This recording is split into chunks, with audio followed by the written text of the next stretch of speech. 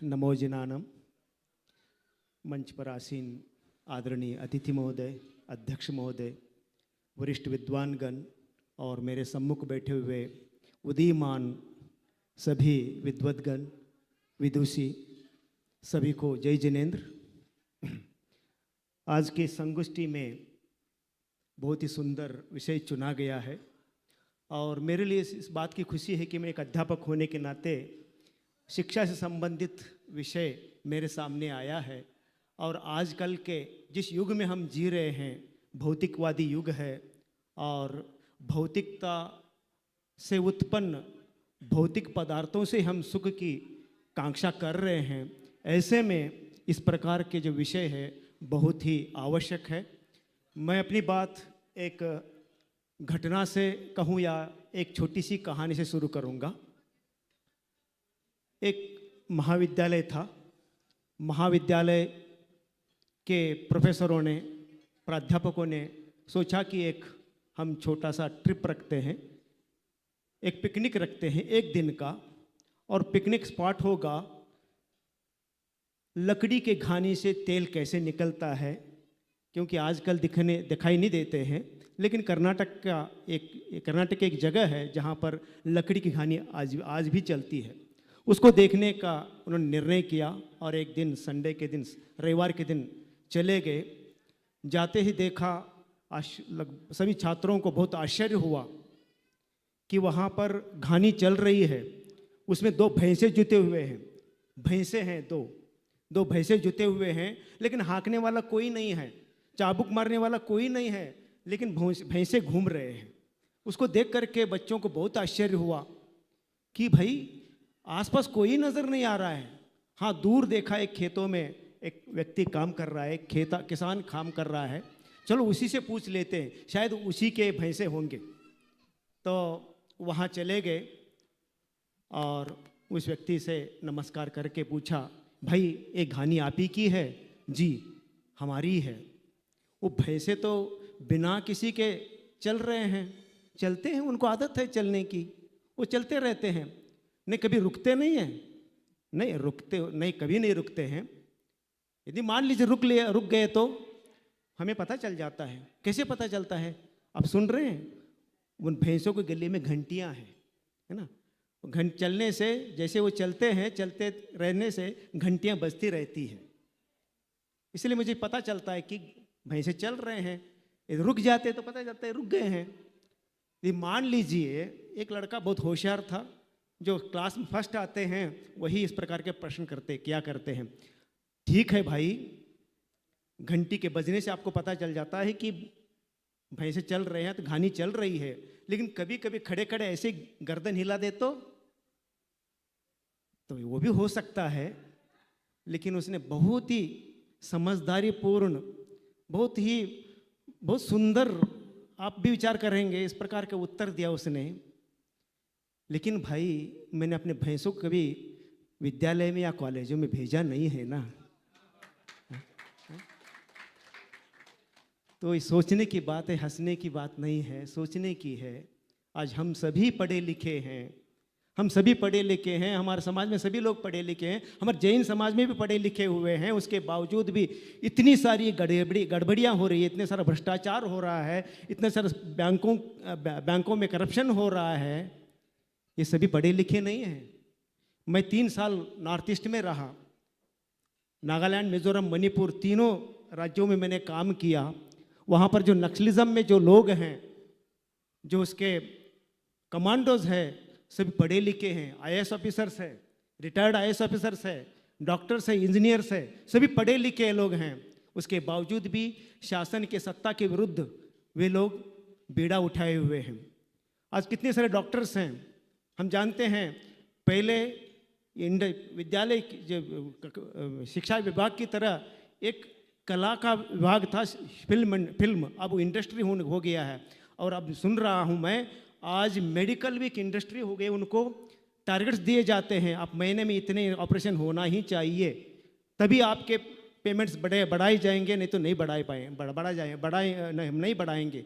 50 लाख 60 लाख रुपये उनके पैकेज होते हैं। तो वो लोग भी पढ़े लिखे हैं, वो भी पढ़े लिखे हुए हैं। जो नक्सलाइट्स है वो भी पढ़े लिखे हुए हैं, हम भी पढ़े लिखे हैं, लेकिन इसमें कितने लोग इंसानियत के मार्ग पर चल रहे हैं।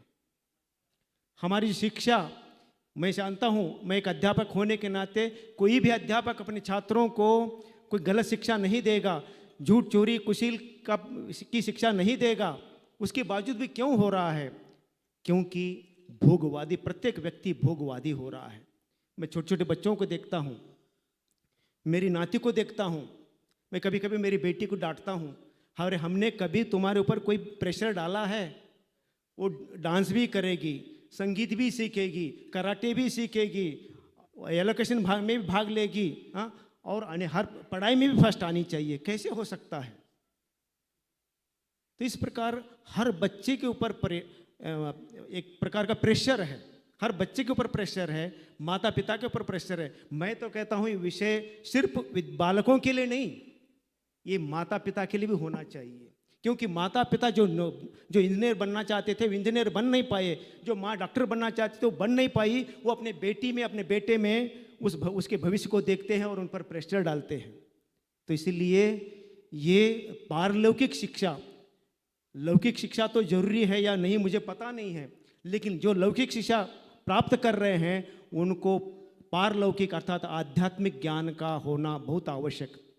अन्यथा आज आप देखेंगे अन्य हॉस्पिटलों में इतनी भीड़ नहीं है जितनी एक साइकियाट्रिस्ट अर्थात एक मनोरोगी के अस्पताल में लोगों की संख्या बढ़ गई है। हर एक व्यक्ति टेंशन में है। वैसे देखा जाए मेरे माता पिता या मेरे बचपन को मैं देखता हूँ, हम दोनों भाई, छोटे भाई अभी मिलिट्री में था, हम दोनों अक्सर सोचा करते, हमारे सामने से कोई हीरो होंडा निकल जाता था, क्या हम भी हीरो होंडा खरीद पाएंगे? आज हीरो होंडा है, सब कुछ है, हाँ, बड़ी बिल्डिंग बनाया गया है, सब कुछ है, उसके बावजूद हमें समाधान नहीं है, हमें संतुष्टि नहीं है, क्योंकि हमने जो शिक्षा ली है वो शिक्षा नहीं ली है, सिर्फ हमने रटा है सा विद्या या विमुक्त। विद्या वही जो मुक्ति को दिलाती है, लेकिन मुक्ति को हमने क्या सोचा है, जो हमें भोग के सामग्री जुटाने के बाद उससे जो हमें शांति मिलती है, थोड़ी बहुत समाधान मिलता है, उसी को हमने मुक्ति मान लिया है। थोड़ा बहुत छोटा बहुत संकट आ गया, थोड़ा बहुत जोड़ी अड़चनी आ गई, वो अड़चनी दूर हो गई, उसी को हमने मुक्ति मान रखा है, लेकिन ये मुक्ति नहीं है।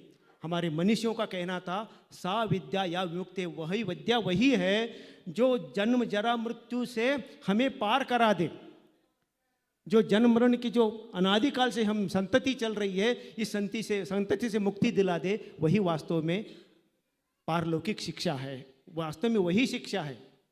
लेकिन हम लोगों ने उधर ध्यान नहीं दिया है।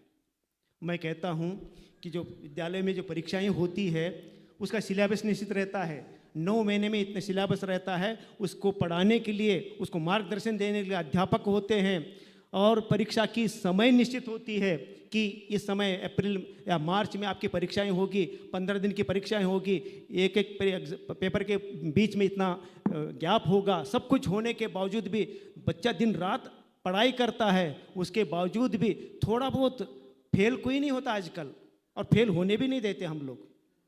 18 लिया तो 33 कर देते हैं, ये सिस्टम होगा आजकल।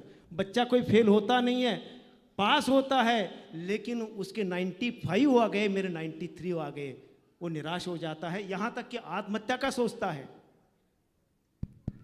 तो इतनी निराशा होती है। इसलिए कि लेकिन ये जीवन एक ऐसी परीक्षा है, जीवन भी एक परीक्षा है, ये अघोषित परीक्षा है, अयाचित परीक्षा है। कब कौन सा क्वेश्चन पेपर आएगा, वो कब टर्न होगा, कुछ पता नहीं है। उसके लिए पारलौकिक जो शिक्षा है, आध्यात्मिक शिक्षा है, ये आवश्यक है। और मैं समझता हूँ हमारे चारों अनुयोग, भले प्रतिमानियोग होगा या कर्णानियोग होगा या चरणानियोग होगा या द्रव्यानियोग होगा, ये चारों अनुयोग हम लोगों को इस जन्म और मृत्यु की जो संसरण है उससे पार करने में समर्थ है। पारलौकिक शिक्षा का मतलब सिर्फ अध्यात्मी नहीं है, बल्कि चारों अनुयोग एक आत्मा की ही प्रशंसा करते हैं, एक आत्मा का ही वर्णन करते हैं। हर एक जिनवानी के प्रत्येक शब्द में आत्मा को ही वो परिभाषित कर रहा है। इसलिए बच्चों को हमें आज महावीर के जैसे दादा कहते थे महावीर के सिद्धांत उस समय कितने उपयोगी थे, अपडेट थे, मुझे तो पता नहीं, लेकिन आज के ज़माने के हिसाब से भगवान महावीर के सिद्धांत अहिंसा ये अप टू डेट है। उसी प्रकार आज भले ही उस समय पारलौकिक शिक्षा कितनी आवश्यकता थी मुझे पता नहीं है, लेकिन आज के युग में पारलौकिक शिक्षा अर्थात आध्यात्मिक जीवन बहुत ही आवश्यक है। आध्यात्मिक शिक्षा बहुत ही आवश्यक है। यदि आध्यात्मिकता होगी तो हम निश्चित रूप से हिंसा, झूठ, चोरी, कुशिल इस प्रकार के कार्यों में बिल्कुल चलेंगे नहीं, अर्थात इसमें कदम रखेंगे नहीं। मैं अक्सर सोचता हूँ, मैं 10वीं पास हुआ था, मेरे उदाहरण नहीं देना चाहिए, एक उदाहरण दे करके मैं समाप्त करता हूँ। मेरा उदाहरण नहीं, मैं 10वीं पास हुआ था, फर्स्ट क्लास में पास हुआ था। मेरे पिताजी तो खेती करते हैं, मेरे चाचा जी टीचर थे। उन्होंने पूछा, रवि क्या करोगे? चाचा जी मैं कन्नड़ा मेजर करके MA करके PhD करके प्रोफेसर बनूंगा। मैं नालायक फर्स्ट क्लास में पास हुआ है तो इंजीनियर बनना है, लेकिन गणित तो मेरे लिए लोहे के चने थे। मैं उनके उस समय मेरी हिम्मत नहीं थी कि चाचा जी को मैं उत्तर दूँ, नहीं चाचा जी मैं कन्नड़ में ही ग्रेजुएशन करूँगा, पोस्ट ग्रेजुएशन करूँगा, मैं PhD करूँगा। मैं कहने में मेरी हिम्मत नहीं थी। उनके कहे अनुसार मैं साइंस के लिए गया, साइंस में फेल हो गया। दोबारा बैठा, पहले 21 मार्क्स आए थे, दूसरी बार 16 मार्क्स आए और 1 साल घर में रहा। और उसके बाद अन्ना जी आए, अन्ना जी के प्रसाद से मुझे स्मारक में आने का एक मौका मिला। मैं समझता हूँ वास्तव में मेरा फेल होना मेरे भाग्य का उदय था कि जो मैं टोडरमल स्मारक भवन में यहाँ कदम रखा और मुझे आज परमदेव गुरुदेव के प्रताप से, आदरणीय छोटे दादा के उनके विषय प्रसाद से मुझे आज विद्यालय में विद्यार्थी बन करके मुझे आने का मौका मिला, शास्त्री बना। लेकिन मुझे एक बात का मैं भाई साहब के सामने भी कहा है, मैं करीब 36 साल नवोदय में रहा। बहुत ही बिजी शेड्यूल होने के कारण जितना समर्पण मुझे अपने दर्शन के प्रति, अपने प्रति देना चाहिए था, मैं दे नहीं पाया हूँ। अब मैं निश्चित रूप से, इसीलिए आज की भी मुझे ऑफर्स आ रहे हैं, लेकिन मैंने ऑफर ग्रहण नहीं किया है। अपने संपूर्ण बाकी शेष जीवन में नहीं जानता हूँ कितना बचा होगा, लेकिन उस जीवन को इस जिनवानी की सेवा में बिताऊंगा। और मैं भी यही इसलिए कहना चाहूँगा कि पारलौकिक शिक्षा हमें अब ये रिटायर हो गए हैं भाई साहब, और अब हमारे साथ में श्रवण बेलगोला में, बेंगलोर में हमारे साथ में जुड़ गए हैं। ये मतलब जो हम लोग शास्त्रों का काम कर रहे हैं उसमें हमारे साथ में ये अभी 25 दिन हमारे साथ में रहे श्रवण बेलगोला में।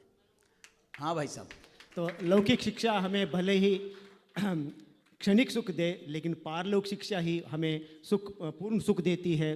पारलौकिक शिक्षा से ही हम लोग, लौकिक शिक्षा से हमारी भूख कभी मिट नहीं सकती, लेकिन पारलौकिक शिक्षा से हमारी भूख मिटती नहीं बल्कि पूर्णता को प्राप्त होती है। इसलिए पारलौकिक शिक्षा के बारे में, आध्यात्मिक शिक्षा के बारे में सभी माता भगिनियों से और भाइयों से निवेदन है कि बच्चों को निश्चित रूप से आध्यात्मिक शिक्षण से उनको अभिभूत किया। धन्यवाद।